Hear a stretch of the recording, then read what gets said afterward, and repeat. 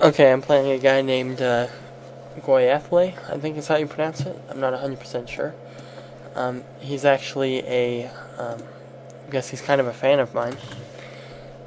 He's watched some of my videos online, and he actually watched me play some bullet games on ICC, so I thought it would be kind of neat to do a shout out to him in this video game, or this video. So this is London System. It's very easy to play in Blitz, as long as you don't make major mistakes like I have in other games, other videos that I've done. And a lot of times you get a nice attack out of it, especially in lines like this, where when they try to go after my B pawn with stuff like Queen B6. And now after 95, I have threats of stuff like G4, because G4, Bishop G6.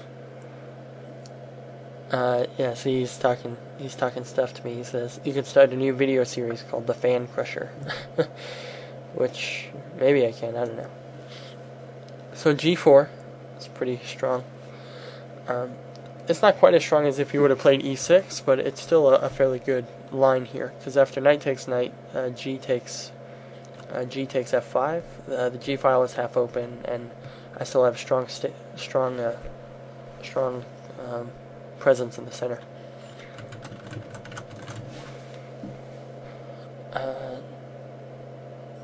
So I guess I'm lagging a little bit again here. For some reason my internet connection's not as good as it used to be. Okay, that's an interesting move. Now he definitely has a threat here of knight takes knight, and when I move my knight, it has no good. I won't be able to defend my G pawn anymore. So instead, I'll just play G5, and it is a little committal, considering my king hasn't been castled and everything's still kind of wide open. But I think a half open G file is pretty good here. Usually the move here is knight G6, and then after pawn takes, I could take on G7, and then play bishop G3, or I could take on E7 and play bishop G3. Either or is good, but it all depends what his move is. Probably bishop G6, it's most natural. But he could also go like knight G4 is an option, knight D7 is an option, but I think knight G4, okay, knight G6 as I expected. I think I'm going to take his G7 pawn. So if you notice, material's still even here. He has a slight advantage considering he is slightly more developed. However, his light squared bishop is not that great of a bishop because it's locked behind its own pawns, and also it's preventing his development of his E pawn. Because eventually maybe he'll want to get a move in like E5, and he'd have to spend extra tempos to get that move in. And then also I'll be able to work with the open G file.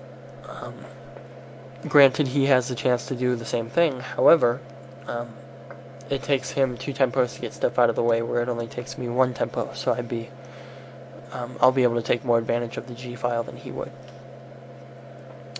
So knight d7, I'm just gonna prepare to castle queenside. It looks like. Now that he's castled kingside, I'm definitely gonna play rook g1, and kind of sweat his king a little bit. Maybe make him spend a tempo to play king h8 to get out of the potential pin. Okay, so now after bishop d3, I'm gonna end up having a strong attack here. It looks like, because after moves like queen h5. Okay, queen h5 now is no good because he plays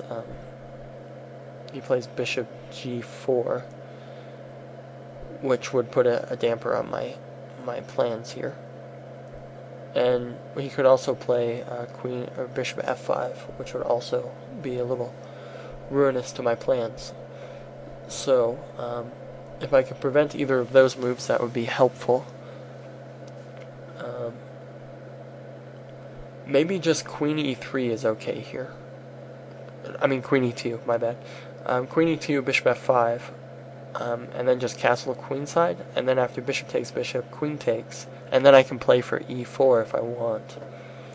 That might be good for me. I don't necessarily want to open up the position too much because his bishop has the potential to be very strong on my queenside castle king. So, see, I definitely can't play queen h5 like I'd like to.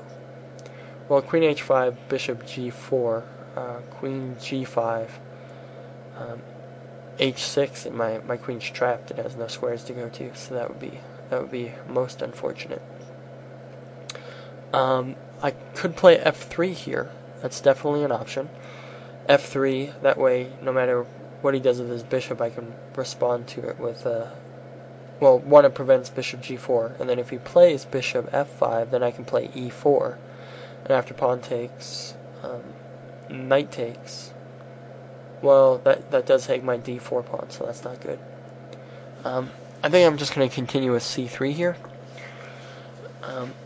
It's not too committal. It helps dampen his dark squared bishop, and after bishop f5, I can play queen c2, and bishop takes d3, queen takes d3, and then I can castle freely. So, now that he played rook g8, I can prevent bishop f5 with queen c2, and now I can castle. And granted, he has nullified my effect on the g file, but it was worth the tempos that he took to deal with it. So now he has a threat of pawn takes pawn, bishop takes pawn, which would be, he would win a pawn out of that, so that would be bad for me. So maybe I'll play knight f3, and then I can bring my knight into e5 if I have to, or plant it on d4. Whichever is okay. He could play bishop g4 here, but I was planning on just playing knight e5. Knight e5 should be okay for me. I wouldn't be able to castle, which would make it difficult, but I didn't expect that move.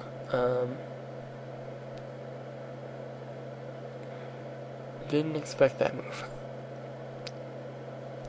It doesn't seem that great of a move, to be honest. Simply because he's now locked the queenside pawns pretty much. Yeah, he'll be able to get extra tempos on my queen, and maybe be able to take control of my light squares around my king. But seems like leaving the tension there and playing something like bishop g4 would have been stronger, in my opinion. But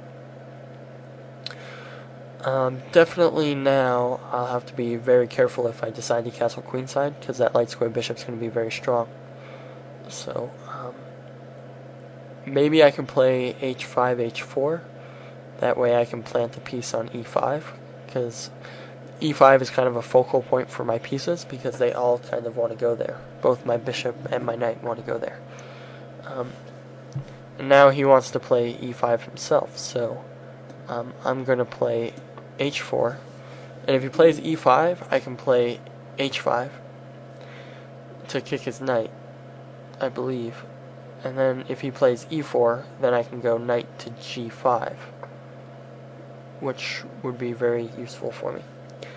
Now he's on that. Okay, I'm just going to play knight to e5, because trading pieces here wouldn't be too horrible for me.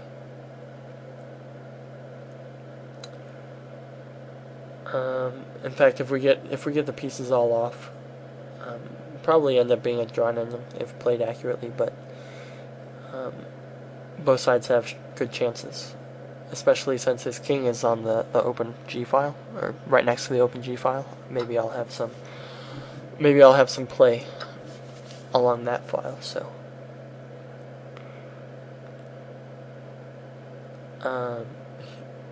you could play bishop takes bishop here. Well, trade the dark square bishops. Oh, that was a blunder, because bishop takes bishop here is on his queen.